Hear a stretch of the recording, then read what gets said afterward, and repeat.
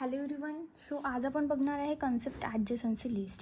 So basically काय असतं ना, ॲडजसन्सी लिस्ट ही ग्राफमध्ये यूज होते. म्हणजे ग्राफला जर रिप्रेझेंट करायचं असलं प्रोग्रामिंगमध्ये तर आपण ॲडजसन्सी लिस्टचा यूज करतो.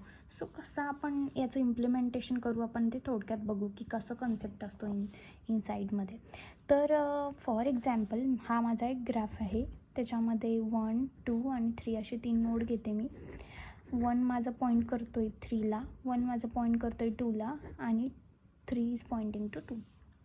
तर या ग्राफचं आता सपोज मला रिप्रेझेंटेशन करायचं असलं तर पहिली गोष्ट तर मी काय करेल, एक ॲरे घेईल.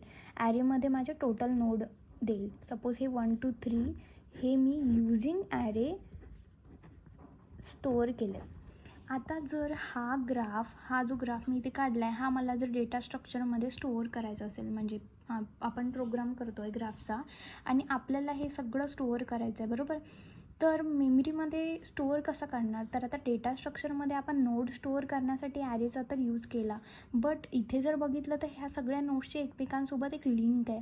हे स्टोअर करण्यासाठी आपण यूज करणार आहे लिंक लिस्टचा.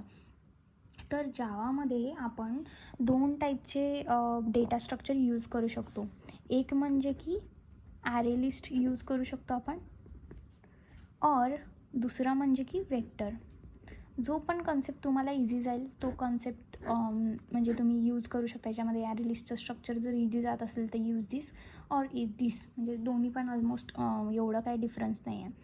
तर आता याच्यामध्ये ना, आता मला लिंक जर मी काढलं तर मला या 1 कोणाकोणाला पॉईंट करतो आहे, माझा 1 3ला पॉईंट करतो आहे, देन माझं 1 हा 2ला पॉईंट करतो आहे. म्हणजे हे 2 मला स्टोअर करावं लागतील, राईट, माझ्या लिंक लिस्टमध्ये. देन 2 कोणाला पॉईंट करतो आहे का, नो, तो ही लिस्ट टोटली नल राहील. आणि 3 कोणाला पॉईंट करतो आहे, 2ला. ठीक आहे.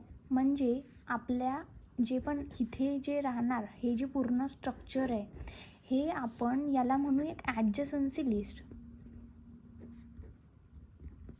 म्हणजे आपण काय केलं, हा माझा array is pointing to the node. आता हे त्याचे सगळे नोड, प्रत्येक ॲरेचा नोड. तर इथे आपण जो कॉन्सेप्ट यूज करतो आहे त्याला आपण ॲडजसन्सी लिस्ट म्हणतो.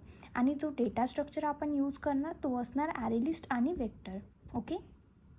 सो एवढंच, म्हणजे टोटल ओव्हरऑल तर कॉन्सेप्ट हा एवढाच आहे याच्यामध्ये ॲडजसन्सी लिस्टमध्ये. पुढे आपण प्रोग्रामिंग कसं इम्प्लिमेंट करणार हे बघूयाच.